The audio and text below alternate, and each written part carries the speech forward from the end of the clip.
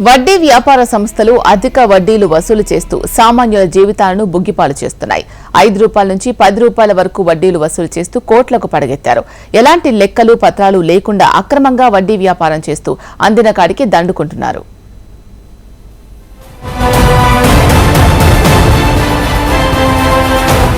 మంచిర్యాల కొమరంభీం జిల్లాలో వడ్డీ వ్యాపారుల దెబ్బకు సామాన్య ప్రజలతో పాటు చిరు వ్యాపారులు విలవిల్లాడుతున్నారు.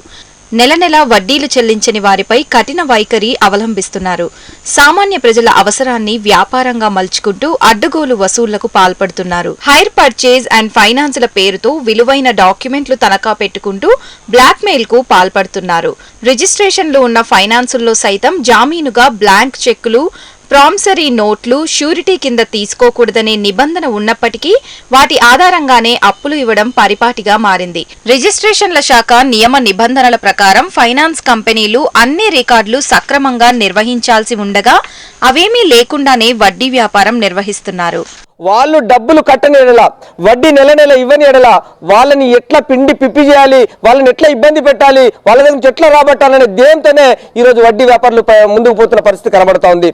మేమంటున్నాం ఏంటంటే ఈరోజు కోల్డ్ బెల్ట్ ప్రాంతంలో అనేక మంది సింగరేణి కార్మికులు వాళ్ళ చెక్కులు తీసుకొని, వాళ్ళ ఏటీఎంలు తీసుకొని, వాళ్ళకి ఏదైతే నెల జీతం రాకముందే వడ్డీ వ్యాపారులు పోయి బ్యాంకులలో ఏటీఎంలలో డబ్బులు తీసుకొని వడ్డీ లాక్కుంటున్న పరిస్థితి కనబడుతోంది. వడ్డీ కట్టని ఎడల వాళ్ళ ఇళ్లలో కూకుండి వాళ్ళ కుటుంబాన్ని ఇబ్బంది పెడుతూ డబ్బులు వసూలు చేస్తున్న పరిస్థితి కనబడుతోంది. రిజిస్ట్రేషన్లు ఉన్న వాటికంటే ఎలాంటి నిబంధనలు పాటించకుండా వడ్డీ వ్యాపారం చేసే వాళ్ల సంఖ్య రోజురోజుకు పెరిగిపోతుంది.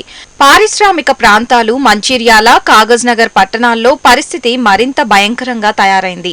గల్లీ గల్లీకో ఫైనాన్స్ సంస్థ ఏర్పాటైందంటే అతిశయోక్తి కాదు. ప్రభుత్వ ఉపాధ్యాయులు, జ్యువెలరీ షాపులు, వందలాదిగా ప్రైవేటు వ్యక్తులు ఫైనాన్స్ సంస్థలను నెలకొల్పుతూ అధిక వడ్డీలు వసూలు చేస్తున్నారు. వడ్డీ వ్యాపారానికి సంబంధించి ఎన్నో చట్టాలు ఉన్నప్పటికీ అవి కాగితాలకే పరిమితం కావడంతో వ్యాపారులు ఆడిందే ఆటగా పరిస్థితి తయారైంది. వడ్డీ వ్యాపారం చేయాలంటే జిల్లా రిజిస్ట్రేషన్ల శాఖ నుండి లైసెన్స్ తప్పనిసరి. అయితే జిల్లాలో లైసెన్స్ ఉన్న ఫైనాన్స్ సంస్థల కంటే అనధికారికంగా వడ్డీ వ్యాపారం చేసే వారి సంఖ్య ఎక్కువగా ఉంది. మంచిర్యాల సెంటర్గా ఫైనాన్స్లు, వడ్డీ వ్యాపారాలు అనేది విచ్చలవిడిగా పెరిగిపోతున్నటువంటి పరిస్థితి ఉంది.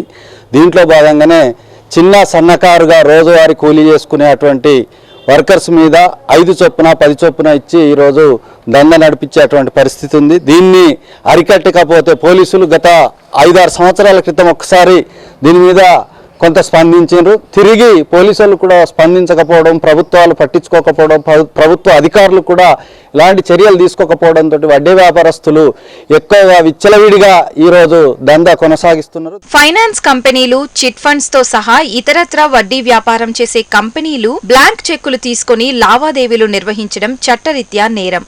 అప్పు తీసుకున్న వారి ఆస్తులను స్వాధీనం చేసుకోవడం, రుణగ్రహీతలను వేధింపులకు గురి చేయకూడదనే నిబంధనలు ఉన్నప్పటికీ అవేవి పాటించకుండా ఇష్టారీతిన వడ్డీ, చక్రవడ్డీలు వసూలు చేస్తున్నారు.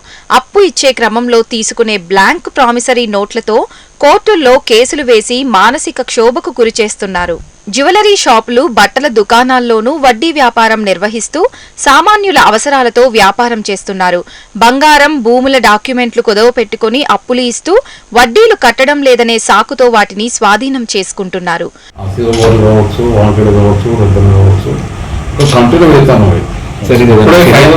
ఫిర్యాదు మేరకు చేస్తున్నారా? లేదు, ఫిర్యాదు ఏం కాదు.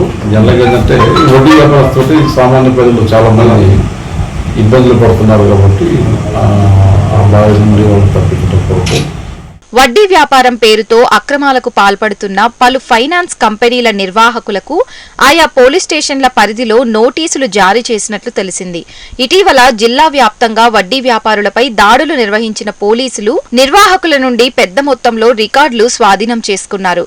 పూర్తి స్థాయిలో విచారణ జరిపి అక్రమ వ్యాపారులకు సంబంధించి అరెస్టులు చేసేందుకు సిద్ధమవుతోంది పోలీసు శాఖ.